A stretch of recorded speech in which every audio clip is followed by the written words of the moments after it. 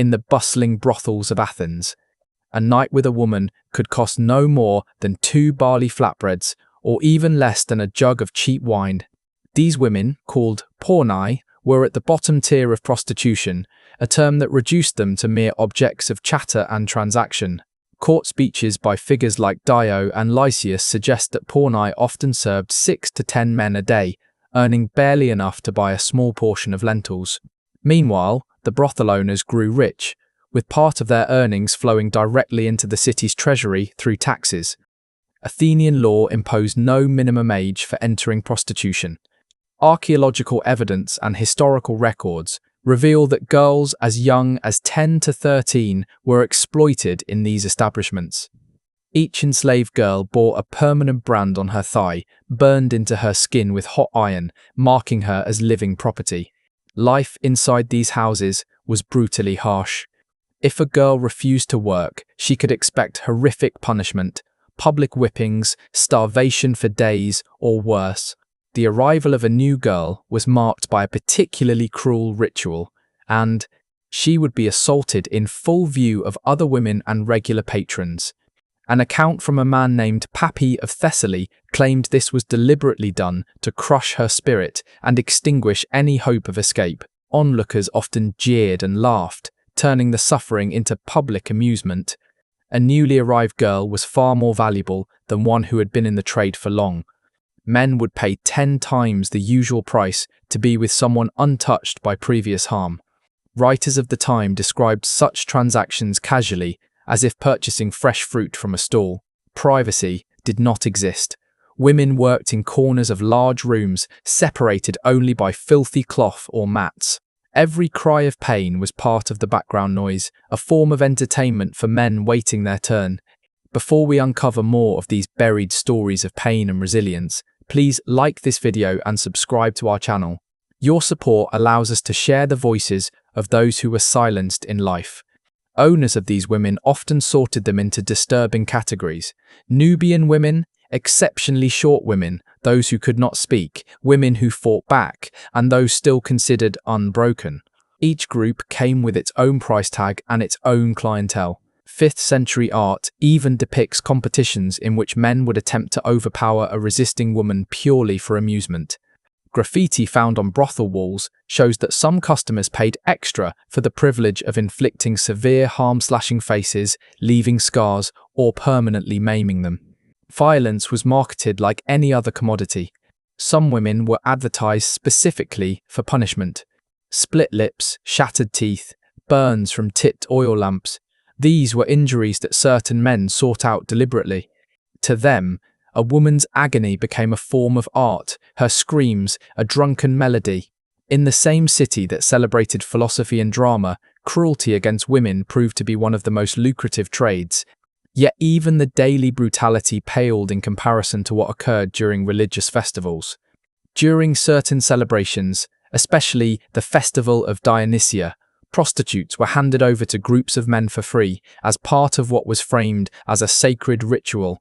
Surviving accounts described these scenes without a hint of shame: groups of intoxicated men assaulting women while music played, wine flowed, and bets were placed on how long the victim could endure. On these days, a woman's last shred of dignity vanished. She became nothing more than a plaything for the crowd. Medical notes from the period record deaths from internal injuries, suffocation, and massive blood loss. Priests claimed such acts honored the gods. Wine and the blood of abused women mingled on the altar, their dying breaths reframed as prayers for abundant harvests. When the festivals ended, those still breathing were dragged back to the brothels to resume work. The dead were discarded beyond the city walls, their bodies thrown into ravines like refuse. These ritual atrocities were simply an extension of the violence women endured daily: constant beatings with sticks, leather straps, or bare fists. Loyal patrons were sometimes allowed to participate in the punishments, inventing cruel games at the women's expense. For even the smallest mistake, spilling a drop of wine, mispronouncing a customer's name, or simply allowing herself to cry, a woman in an Athenian brothel could find herself locked in a pitch-black room without food or water for days. Sometimes the punishment was even more cruel. She might be tied to a stone post in the open courtyard, left shivering in drenched clothing through the freezing winter nights, or sweltering under the burning summer sun without a single drop to drink. This was cynically referred to by the owners as character correction. Objects at hand, wooden clubs, heavy wine cups, even the blunt ends of knives were used as instruments of discipline when a woman disobeyed. Over time, the women learned to mask their agony behind forced smiles, because tears or screams only provoked their masters into further violence. In a city that praised the perfection of the human form in art and sculpture, the bodies of these women became living canvases of bruises, burns, and scars. If a woman dared to escape, the law treated it not as a plea for freedom, but as an act of theft, stealing property from her owner. The penalties were vicious and public. Runaways were often branded with searing hot metal on the forehead or chest, marking them forever as deserters. Court records reveal even grimmer fates. Some captured women were nailed to wooden boards and displayed in the city square as a warning to others. Death from thirst or from festering infections around the nail wounds was common. Some desperate women sought sanctuary in temples, throwing themselves before the altars in hopes that the gods would shield them. But the priests, often swayed by bribes, handed them back to their owners for a small payment. Property rights outweighed divine mercy. Runaways were dragged away in chains, their blood staining the temple steps, stains that were scrubbed away by other slaves at dawn. Each failed escape attempt only brought harsher retribution. Athenian justice had endless methods for breaking a woman's will while still keeping her useful for work. Yet even that usefulness meant little when the market for new women was so cheap. Medical writings from the period note that few of these women lived past their mid-20s. The causes of death were as relentless as the work itself. Sexually transmitted diseases, infections from untreated wounds, complete exhaustion, and the cumulative toll of malnutrition and repeated abuse. Those with festering injuries, foul-smelling discharges, or open sores were not removed from service. Instead, they were forced to keep working until they physically collapsed. Owners considered medical treatment a waste of money. A new girl cost less than a physician's visit. Complaints from customers about the stench of rotting flesh and blood were met with beatings, as though pain could miraculously restore dying tissue. Archaeological digs near the ruins of old brothels have uncovered chilling evidence. Female skeletons with severe pelvic damage from forced intercourse and childbirth, skulls cracked from blunt force, ribs that had been broken and healed improperly, and spinal deformities caused by years of strain. All these bones stand as silent testimony to a life of systematic violence. When a woman became too sick to earn, she was discarded without ceremony, carried beyond the city walls and abandoned, whether she was breathing or not. In Athens, the same city that set ideals for beauty and proportion, women's bodies were thrown away like shattered pottery. Pregnancy was viewed not as a natural event, but as damage to valuable property. The punishment for it was swift and cruel. To prevent births, owners forced women to drink poisonous brews, struck them in the abdomen, or made them lift impossibly heavy loads until they miscarried. Ancient medical notes detail horrifying abortion practices, herbs that caused violent illness, boiling oil poured into the womb, or sharpened wooden sticks pushed inside. If pregnancy could not be stopped, the birth took place on the same filthy straw mats where customers were entertained. There were no midwives, no medicines, no sanitation. Many women bled to death or died from fever in the days after delivery. Archaeologists have uncovered tiny bones in drainage channels and rubbish heaps behind ancient brothels. Infant remains discarded without care. The killing of newborns was routine, especially girls or children fathered by slaves.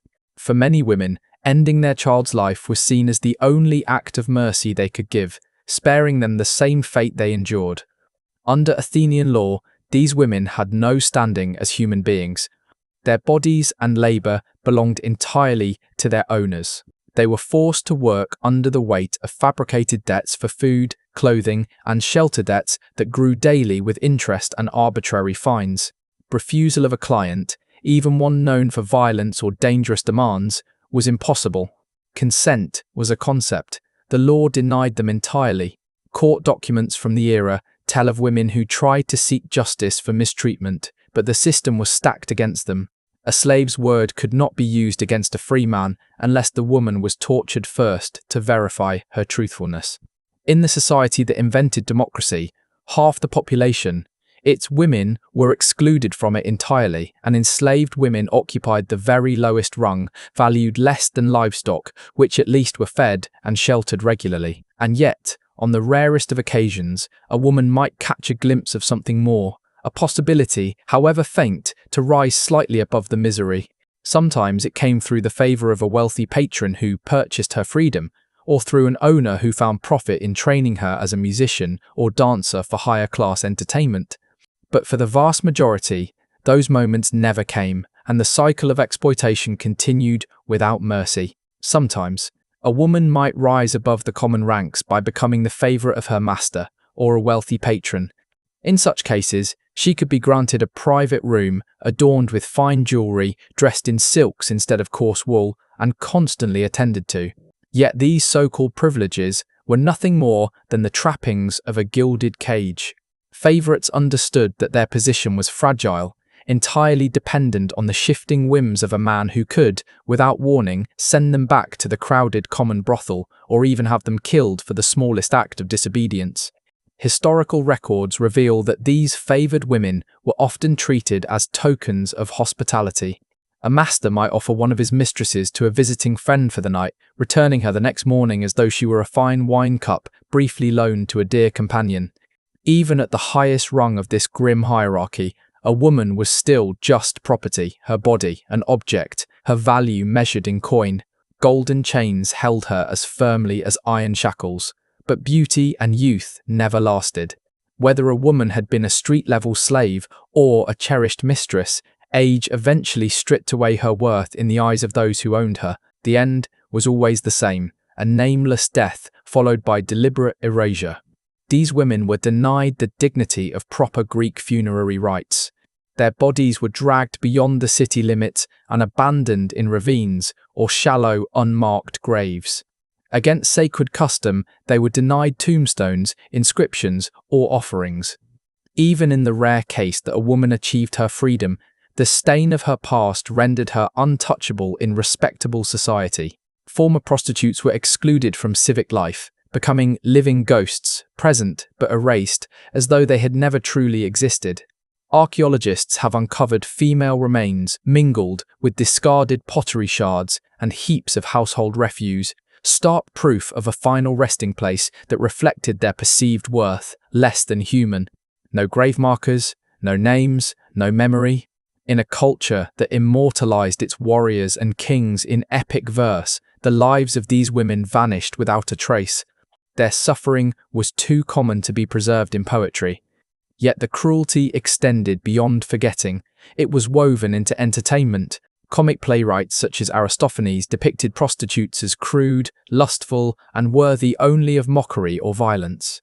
In Athenian theatres, crowds roared with laughter at stage scenes of rape, beatings, and public humiliation. The pain of women was served up as comedy. In homes, painted pottery displayed scenes of gang assaults, torture, and other acts of cruelty, decorating wine cups and dining vessels.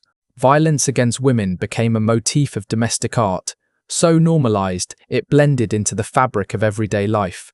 Poets sometimes celebrated the elegance of high-class courtesans, but women from brothels appeared in verse only as objects of ridicule. Their cries of pain were twisted into rhymes, their tears reduced to metaphors for rain or morning dew. In a society that elevated tragic theatre into a form of high art, the true tragedies endured by living women were transformed into jokes. Athenian culture perfected the skill of turning away from the suffering of those it deemed undeserving of compassion, a willful blindness that allowed its economy to thrive on the exploitation of the powerless. Brothels paid steady taxes into the city's treasury, and the buying and selling of women was a lucrative business. Democracy flourished in a society where half the population lived in bondage, and women were shut out of political life entirely. While Socrates debated the meaning of virtue in the public square, just a few streets away, hundreds of women were being traded as human commodities. While Pericles spoke of Athens' noble spirit, the city enriched itself through organized human trafficking. The marble of the Parthenon, The grandeur of its temples, the stages of its theatres, all were supported by the profits of an economy that consumed the lives of women. The splendour of Athens was financed, in part, by the blood and bodies of slaves whose names history chose not to remember. Modern accounts of ancient Greece, whether in schoolbooks or tourist guides, often gloss over this reality. The dark underbelly of the classical world is sanitized or omitted, as though acknowledging it might tarnish the glory of antiquity. The tens of thousands of women who endured this life remain absent from the official story, their pain erased from the narrative. Yet their absence is not silence. In the ruins of Athens, their shadows still linger. The unmarked graves, the fragments of pottery bearing their images, the faint traces of graffiti in ancient brothels, all whisper the same truth: their story deserves to be told. Thank you for watching this video to the end. If you found this content meaningful, please subscribe to our channel and share your thoughts in the comments below. Your feedback and honest opinions help us bring more of these hidden histories to light.